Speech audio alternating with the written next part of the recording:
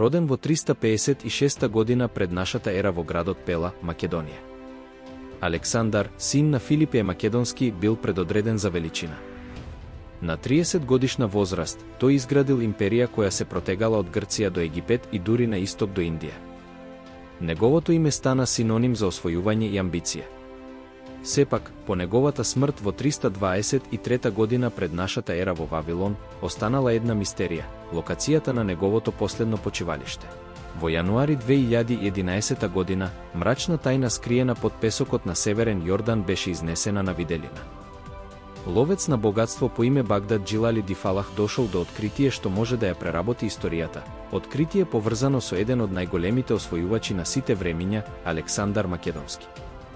Под превезот на ноќта, Дифалах внимателно се симна по древните скалила, длабоко во земјата. Темнината беше густа, голтајки ја светлината на неговата лампа. Но, кога стигна до последното скалило, најде на нешто што го остави без див, златни статуи, со човечка големина, кои блескаа во слабата светлина.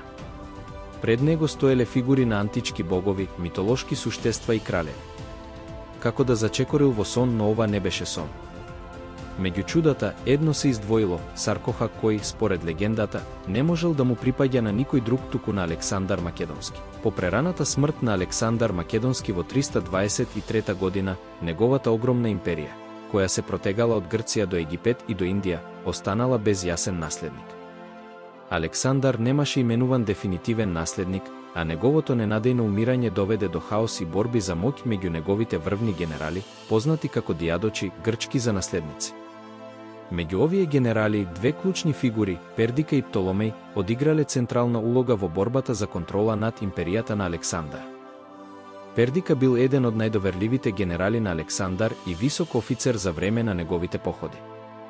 На смртната постела на Александар се вели дека тој му го предал на Пердика својот кралски печатен прстен, што значи дека Пердика требало да ја надгледува империјата во отсуство на наследник. Така, Пердика станал регент на империјата, држејќи де факто власт. Пердика имал големи амбиции да ја задржи империјата на Александар недопрена. Тој се обидел да ја задржи контролата над огромните територии и да ја спречи нејзината поделба меѓу другите генерали, кои сите имале поглед на различни делови од империјата. Постапките на Пердика брзо го доведоа во конфликт со другите дијадохи, особено со Птоломеј, кој имаше различни идеи за иднината на империјата. Птоломеј први Сотар бил уште еден од блиските придружници и генерали на Александар. Тој служел со одликување во многу од походите на Александар, а по смртта на Александар ја презел контролата врз Египет, еден од најбогатите и најстратешките региони на империјата. За разлика од Пердика, Птоломеј немал интерес да ја држи целата империја заедно. Наместо тоа, тој се обидел да обезбеди сопствена власт над Египет и да создаде свое независно кралство. Првиот голем конфликт меѓу Пердика и Птоломеј настанал околу судбината на телото на Александар. По смртта на Александар, неговото тело било подготвено за погребување во Вавилон, а Пердика како регент имал намера да го пренесе во Еге, традиционалното гробно место на македонските кралеви, во денешна Северна Грција. Меѓутоа, Птоломеј имал други планови. Со храбар и пресметан потек, Птоломеј ја пресретнал погребната поворка на пат кон Еге и го зазел телото на Александар. Го пренел во Египет, каде што го закопал во Мемфис, а подоцна бил преместен во Александрија. Птоломеј ја сфатил огромната символична моќ што доаѓа со поседувањето на посмртните останки на Александар, бидејќи тоа го зајакнувало неговиот легитимитет во очите на македонците и грците. Овој чин го разбеснил Пердика, кој го видел како директен предизвик за неговиот авторитет и сквернавење на споменот на Александар. Контролата на телото на Александар не била само да му оддаде почит на паднатиот крал, тоа било политичка алатка што може да се користи за легитимирање на нечие владење. До 321 година пред нашата ера конфликтот меѓу Пердика и Птоломеј ескалирал во отворена војна. Пердика, се уште регент, решил да го нападне Египет за да го казни Птоломеј за неговиот пркос и да го врати телото на Александар. Тој ги собрал своите сили и започнал кампања против упориштето на Птоломеј во Египет. Меѓутоа, Пердика се соочил со големи предизвици. Реката Нил, со својата сложена и предавничка делта, се покажала како страшна бариера за неговата војска. Додека се обидувал да ја премине реката за време на неговата кампања, силите на Пердика претрпеле големи загуби, главно поради неговиот неуспешно управување со преминот на реката. Неуспесите на Пердика во Египет набрзо ја нарушил довербата на неговите трупи и офицери. Последниот удар дошол кога неговите луѓе, фрустрирани од скапата и неуспешна кампања, се побуниле. И во 321 година Пердика бил убиен од неговите офицери, Пейтон, Антиген и Селеок. Неговата смрт го означила колапсот на неговите планови да ја задржи империјата обединета и предизвикала дополнителна фрагментација на империјата на Александар. Толомеј се појавил како еден од клучните победници по падот на Пердика. Тој го обезбедил своето владење над Египет и ја зацврстил својата позиција како негов владетел. Со текот на времето, Толомеј ја основал Птоломејската династија, која ќе владее со Египет речиси 3 века, кулминирајќи со познатото владење на Клеопатра VII. Но да се вратиме на откритието на Дифала. Длабоко под земјата во северен Јордан, налетал на древна погребна комора, скриена со векови. Дидовите биле украсени со елаборирани резби на антички богови, војни и митолошки суштества, символи кои веднаш го потсетувале на големите цивилизации од минатото. Но имало нешто повеќе, нешто што го издвојува ова откритие од кое било друго. Над него се издигнаа златни статуи, секоја изработена со извонредна прецизност и детали. Се чини дека овие статуи прикажуваат фигури од античкиот свет, египетски богови, хеленистички божества, па дури и персиски символи. Мешавината на култури ја одразуваше мултинационалната империја со која некогаш владееше Александар Македонски. Изгледаше како оваа гробница да беше дизајнирана да му оддаде чест не само на кралот, туку и на огромните територии и народи што ги освоил Александар.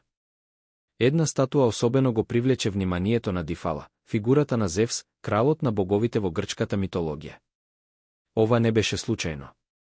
Зевс бил божество кое често се поврзувало со самиот Александар. Всушност, Александар верувал дека е потомок на Зевс и за време на неговите походи, тој ја усвоил оваа божествена слика за да го легитимира своето владење низ земјите.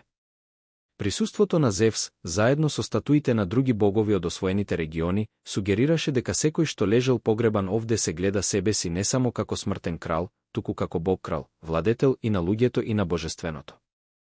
Во центарот на комората, Дифала го нашол она што изгледало како почивалиште на голем владетел. Голем саркофаг, сложено врежан со символи на кралството, лежеше непречено со векови. Околу саркофагот имало предмети од огромна вредност, златни коли, оклопи и оружје, сите во чиста состојба. Тоа не беа само богатства на кој било крал, тие беа символи на човек кој го обликувал античкиот свет. Она што навистина му го одзеде здивот на Дифала беше непогрешливите обележја врежани во каменот, звездата на Вергина, символ поврзан со античкото кралско семејство на Македонија. Ова беше куќата на Александар Македонски. Присуството на овој символ сугерира дека личноста што е погребана овде била поврзана со македонската династија, можеби дури и самиот Александар. Во близина Дифалах откри древна камена плоча испишана и со грчки и со египетски хиероглифи. Текстот, иако издржан, се чинеше дека ги опишува достигнувањата на закопаната личност, неговите освојувања на исток, неговото обединување на нациите и неговата визија за светска империја. Иако делови од надписот биле оштетени, имало доволно индиции да сугерираат дека ова е пофалба што одговара за кралот на кралевите. Како што Дифалах ги проучуваше надписите и артефактите, една теорија почна да се формира. Дали оваа гробница, скриена повеќе од 2 милениуми, може да му припаѓа на Александар Македонски? Дали можеби по неговата смрт во Вавилон, телото на младиот освојувач е тајно пренесено овде, далеку од хаосот на војните на Диадочи, за да биде положено на ова свето и заборавено место? Имаше причини да се верува во тоа.